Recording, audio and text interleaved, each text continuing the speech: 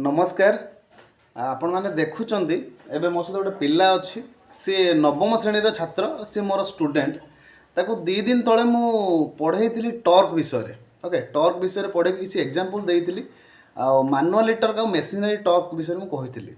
तो सी मो गोटे मैंने गोटे मत आज इवनिंग रे देखा करने आसी सर गोटे टर्क उपर गोटे आप कहते मुझे गोटे जिनस बनई आनी देखूँ तो एक्जाक्टली आप देखिपे ये हाथ में से जिनसटा अच्छी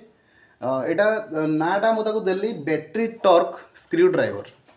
ओके तो बैटरी यूज करके टर्क द्वारा से स्क्रू को ड्राइव कर माने स्क्रूटा को केमती खोली पारुछि ओके तो मतलब खुशी लगे मुझे जानिली जे आम पिला पाखे भी नवम श्रेणी छात्र तो स्किल अच्छी जो सेमती किसी जिनस मिले से निजे भी चाइना कौन चाइना पिलाटू मैंने अधिक डेभलप करेंगे बहुत माने जिनस पाखे अच्छी तो सी देखिपारे आप कौन अच्छी तो आम जो स्क्रू ड्राइवरटा को मैनुअली करुचे आम न्यूमेटिक करुचे तो से बैटेरी लगे भी बनई तार जो सकेट वगैरह सब लगे देवाशीष देखा ये ओके तो एक्जाक्टली यहाँ देखिए स्क्रू ड्राइवरटा तो ये सी यूज कर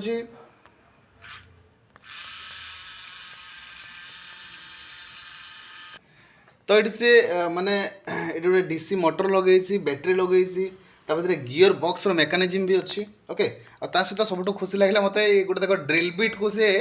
माने गोटे इटा को कण करने होल करने ड्रिल बिट रे भी से गोटे एमती बनई देख ओके तो बहुत बढ़िया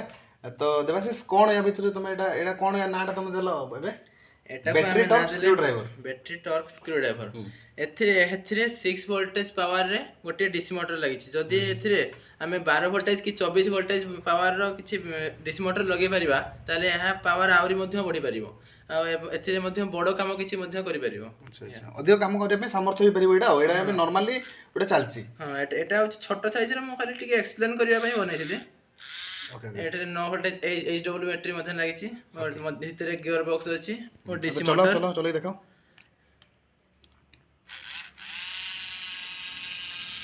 बहुत सुंदर ठीक अच्छे तो बस एमती कथा थिला तो पिला माने हमर बेस्ट करूचंती तो एमाने को आउट स्किल गले आउट जदि इक्विपमेंट्स टी भलो पाइबे माने तो बहुत बेटर से करि परिबे ओके थैंक यू।